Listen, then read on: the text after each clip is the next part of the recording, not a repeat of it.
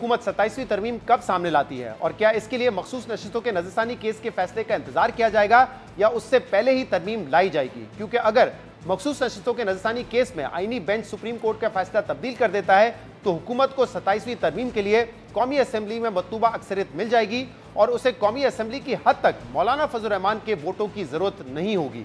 इन मामलों पर हम बात करेंगे, जिसके लिए हमें ज्वाइन किया है नून लीग के सीनियर रहनुमा राना सनाउल्लाह ने। राना साहब, बहुत बहुत शुक्रिया वक्त देने के लिए। वो कहते हैं ना कि अभी 26वीं आईनी तरमीम की स्याही नहीं सूखी थी कि आप लोगों ने 27वीं तरमीम पर इत्तेफाक कर लिया है। आज मुलाकात भी हुई है शहबाज शरीफ साहब की, वजीर आजम है, और बिलावल भुट्टो ज़रदारी साहब की। क्या ऐसा ही है, इत्तेफाक हो गया 27वीं तरमीम पर? जी मैं उस मीटिंग में मौजूद था, वहाँ पे तो कोई ऐसी इत्तेफाक वाली बात नहीं हुई। अलबत्ता ये बात ज़रूर है कि दोनों जो PMLN और पीपल्स पार्टी की लीडरशिप है, उन्होंने इस दौरान जब 26वीं तरमीम के ऊपर काम हो रहा था तो मुख्तलिफ नौइयत के मुतालबात जो आए मुख्तलिफ पार्टीज़ की तरफ से कि जी ये भी होना चाहिए, ये भी होना चाहिए, तो उन्होंने ज़रूर ये कहा कि इनको हम नेक्स्ट अमेंडमेंट में जो है वो लेके आएंगे। तो फ़िलहाल वो 26वीं आइनी तरमीम के ऊपर तवज्जो देनी चाहिए। तो उसमें एक ये बात तो तय हुई है कि जो पार्लिमानी कमेटी खुर्शीद शाह साहब की ज़ेरे सदारत बनी है उसको कंटिन्यू किया जाए, क्योंकि 27वीं तरमीम जो है उसमें जो भी होगा वो होगा कंसेंसस से। कोई एक तरफा तौर पे कॉन्स्टिट्यूशनल अमेंडमेंट आने का कोई चांस नहीं है। सही नहीं, तो 26वीं तरमीम में कुछ गलतियां हो गई हैं, उनको दुरुस्त करना है, या जो चीजें 26वीं तरमीम में आप नहीं शामिल कर सके उनको शामिल करना है? नहीं, 26वीं तरमीम जो है वो बड़ी परफेक्ट है और उसका ज़्यादातर क्योंकि जो हिस्सा है या उसमें जिस प्रॉब्लम को रिड्रेस किया गया वो हमारे जुडिशल स्ट्रक्चर या जुडिशरी से मुतल्लक था, तो वो तो बड़ा परफेक्ट है। लेकिन बाकी जो चीज़ें जो जिनके ऊपर पहले बात शुरू हुई और उसके बाद फिर कंसेंसस ना हो सका, उनके ऊपर दोबारा बात हो सकती है। जैसे क्या क्या इसमें बताएंगे कुछ मिसाल के तौर पे, कौन कौन सी शिकें? इसमें देखें जुडिशरी से मुतल्लिक़ अगर आप समझें तो इसमें देखें एक एज का मामला जो है वो इसको तो फिर एक जो है वो ख़ास सिम्बत दे दी गई कि जी ये फ़लाँ को रखने के लिए, फ़लाँ को लाने के लिए ये किया जा रहा है। हालांकि एज में इजाफ़ा जो है ये बिल्कुल हर तरफ से इस बात के ऊपर बात हो रही थी कि ये होना चाहिए, क्योंकि इससे तो एक तो आपके पेंशन जो है उसका जो है वो बोझ कम होगा, और दूसरा ये है कि वैसे भी 60 साल की रिटायरमेंट के बाद आप हर ऑफिसर को है, किसी को 2 साल, किसी को 3 साल के लिए जो है वो MP1 और MP2 देते हैं, पेंशन अलहदा और एक हैवी पैकेज जो है वो अलहदा।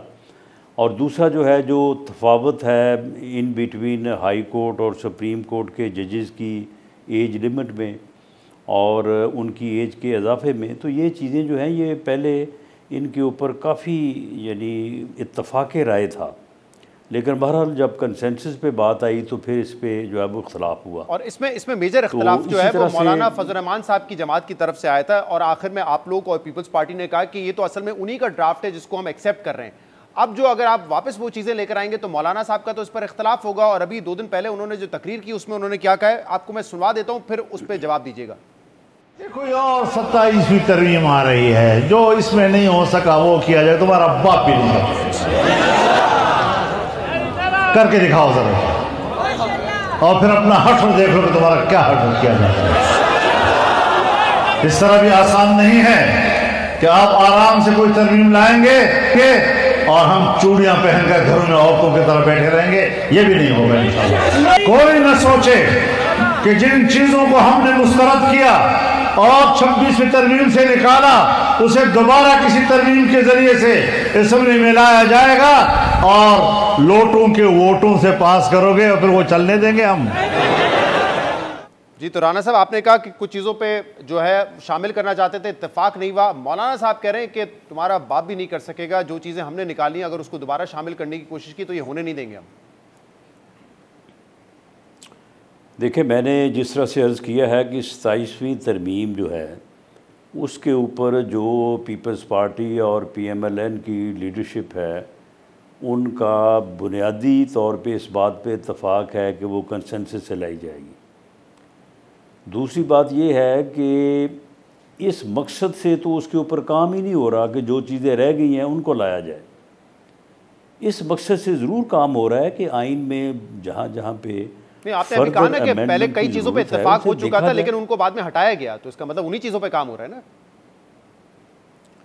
यानी बाज़ चीज़ें जो हैं वो उनके ऊपर पहले एक अमूमी राय पाई जाती थी कि इनको हो जाना चाहिए, लेकिन बाद में इत्तफाक़ राय नहीं हो सका। अब भी अगर नहीं होगा तो नहीं होगी, अगर हो जाएगा तो ज़रूर होनी चाहिए।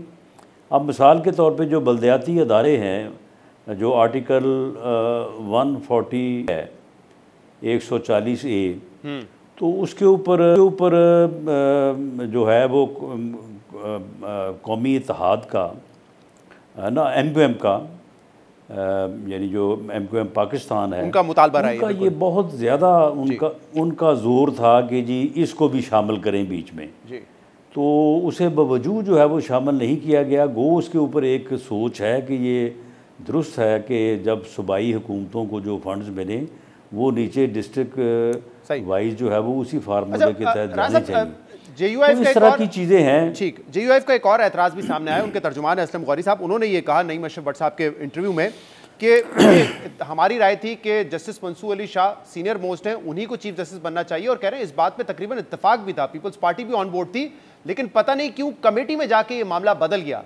तो ऐसे ही आप लोग इत्तेफाक कर चुके थे कि मंसूर अली शाह को चीफ जस्टिस बनाएंगे और कमेटी में जाके फैसला बदला आपने? क्या कुछ गलत बयानी किया, डबल क्रॉस किया है JUIF को आप लोगों ने? नहीं, कोई ऐसी बात नहीं। उसकी वजह ये है कि जो आइन में अमेंडमेंट हुई है उसके मुताबिक जो 3 सीनियर मोस्ट हैं उन्हीं में से किसी ने बनना था। तो जब एक चीज़ आइन में मौजूद है तो उसके ऊपर जो है वो अदरवाइज़ कोई एग्रीमेंट किस तरह से हो सकता है। बाकी ठीक है, उनकी जो है वो राय ये होगी कि जस्टिस मंसूर अली शाह साहब बन जाएं, या किसी की राय जो है वो मुनीब अख्तर साहब के बारे में हो सकती है, लेकिन 2/3 मेजॉरिटी की राय जिसके हक़ में होनी थी उन 3 मोअज़्ज़ज़ जज साहबान में से उसी ने बनना था। नहीं, लेकिन उससे पहले कोई इत्तेफाक नहीं हुआ था, क्योंकि इत्तेफाक तो बड़ा आसान है ना, पार्टी अगर लीडरशिप डायरेक्शन दे अपने मेंबर्स को जो कमेटी में थे तो जाहिर सी बात है वो उसको फॉलो करेंगे। तो कोई ऐसा इत्तेफाक हुआ था कि नहीं JUIF से कोई कमिटमेंट थी कि हम मंसूर अली शाह को ही बनाएंगे चीफ जस्टिस? नहीं, जो मीटिंग्स होती रही हैं उनमें कोई ऐसी बात जो है वो तय नहीं हुई कि किसको बनाना है या किसको नहीं बनाना, लेकिन हमारी साइड पे भी जस्टिस मंसूर अली शाह साहब के मतलब बाज़ लोगों के एहसासात जज्बात जो है वो बड़े अच्छे थे। जस्टिस मंसूर अली शाह जो है वो बड़े लर्नड, बड़े इंडिपेंडेंट जज रहे हैं, बड़े अच्छे फ़ैसले उनके क्रेडिट पे हैं। तो कोई ऐसी बात तो नहीं थी कि हमारी तरफ को उनकी कोई मुखालफत थी या किसी और तरफ उनकी हमायत थी। ये सारे नाम जो है वो डिस्कस होते रहे हैं और उसमें फिर 2/3 मेजॉरिटी का जो है वो इत्तफाक जो है वो या अफरीदी साहब के हक़ में हुआ है।